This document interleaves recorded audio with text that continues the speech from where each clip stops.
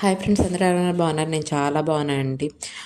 అందరికీ మొదటి కార్తీక సోమవారం శుభాకాంక్షలండి. మీలో ఎంతమంది ఉపవాసం ఉన్నారండి? ఈరోజైతే నేను ఉపవాసం ఉండి పూజ చేసుకుని ఈవినింగ్ అయితే తిన్నానండి.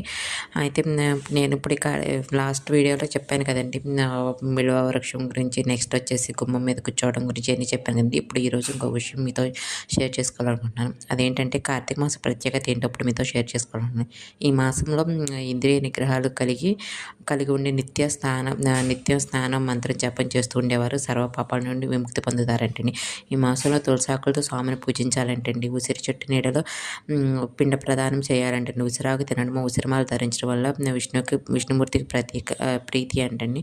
కార్తీక మాసంలో స్తంభాన్ని పాతి దానికి ఒక పాత్రను వేలాడదీసి 5 దిక్కులు కనిపించేటట్టు దీపం పెట్టాలంటండి. ఇలా చేయడం వల్ల సకల దేవతలకు మనం వందనం చేసినట్టే, అంటే సకల దేవతలకు నమస్కారం చేసినట్టు, సకల దేవతలకు దీపం పెట్టినట్టే అంటండి అర్థము.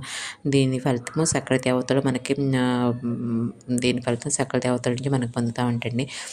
ఇలాంటి ఎన్నో విషయాలు మీతో షేర్ చేసుకోవాలనుకుంటున్నాను. ఇలాంటి ఎన్నో విషయాలు మీరు తెలుసుకోవాలనుకుంటే వెంటనే నా ఛానల్ సబ్స్క్రైబ్ చేసుకోండి. ఈరోజు మా ఇంట్లో పూజ అయితే నేను ఇలా చేసుకున్నానండి. మరి మీ ఇంట్లో ఎంతమంది పూజ చేసుకున్నారు? మీరు ఎంతమంది ఉపవాసం నాకు కామెంట్ చేసి చెప్పండి. వీడియో నచ్చితే లైక్ చేయండి.